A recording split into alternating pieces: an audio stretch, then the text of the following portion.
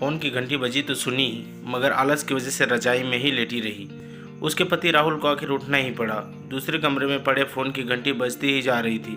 इतनी सुबह कौन हो सकता है जो सोने भी नहीं देता। इसी चिड़चिड़ाहट में उसने फ़ोन उठाया। हेलो, कौन? तभी दूसरी तरफ से आवाज़ सुन सारी नींद खुल गई। नमस्ते पापा।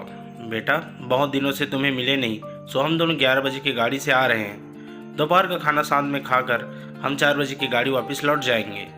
ठीक है। हाँ पापा, मैं स्टेशन पर आपको लेने आ जाऊंगा।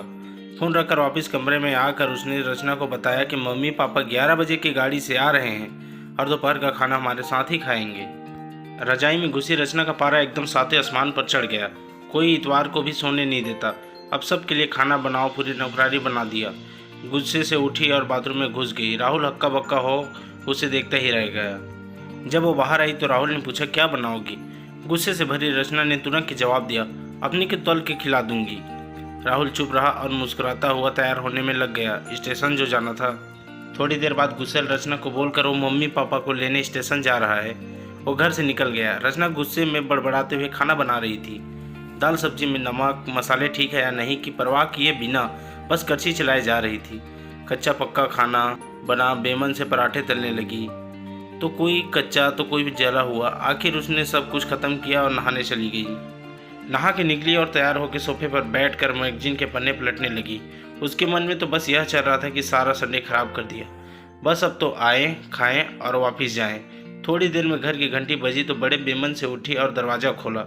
दरवाज़ा खोलते उसकी आंखें हैरानी से फटी की फटी रह गई और मुंह से एक शब्द भी नहीं निकल सका। सामने राहुल के नहीं, उसके अपने मम्मी पापा खड़े थे, जिन्हें राहुल स्टेशन से लाया था। मम्मी ने आगे बढ़कर उससे झिंझोरा, अरे क्या हुआ? इतनी हैरान परेशान क्यों लग रही है? क्या राहुल ने बताया नहीं कि हम आ रहे हैं? जैसे मानो रचना की नींद टूटी हो। नहीं मम्मी, इन्होंने तो बताया था, पर चलो आप अंदर तो आओ। राहुल तो अपनी मुस्कुराहट रोक नहीं पा रहा था। कुछ देर इधर उधर की बातें करने में बीत गया। थोड़ी देर बाद पापा ने कहा, रचना गप्पे ही मारती रहोगी या कुछ खिलाओगे भी? यह सुन रचना को मानो सांप सूंघ गया हो। क्या करती? बेचारी को अपने हाथों से ही बनाए अध पके और जले हुए खाने को परोसना पड़ा। मम्मी पापा खाना तो खा रहे थे, मगर उनकी आंखों में एक प्रश्न था जिसका वो जवाब ढूंढ रहे थे। आखिर इतना स्वादिष्ट खाना बनाने वाली उनकी बेटी आज उन्हें कैसा खाना खिला रही है? रचना बस मुंह नीचे किए बैठी खाना खा रही थी। मम्मी पापा से आंखें मिलाने की उसकी हिम्मत नहीं हो पा रही थी। खाना खत्म कर सब ड्राइंग रूम में आ बैठे। राहुल कुछ काम है, अभी आता हूँ कहकर थोड़ी देर के लिए बाहर निकल गया।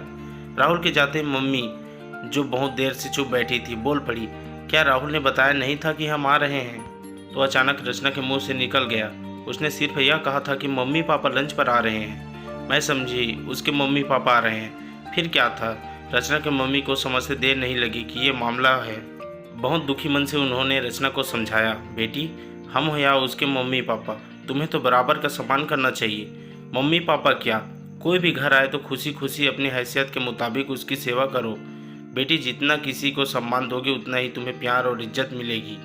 जैसे राहुल हमारी इज्जत करता है, उसी तरह तुम्हें भी उसके माता पिता और संबंधियों की इज्जत करनी चाहिए। रिश्ता कोई भी हो, हमारा या उसका, कभी फर्क नहीं करना। रचना की आंखों में आंसू आ गए और अपने को शर्मिंदा महसूस कर उसने मम्मी को वचन दिया कि आज के बाद फिर ऐसा कभी नहीं होगा। दोस्तों, यह कहानी आपको कैसे लगी हमें कमेंट करके ज़रूर बताएं और हमारे चैनल को सब्सक्राइब करें। धन्यवाद।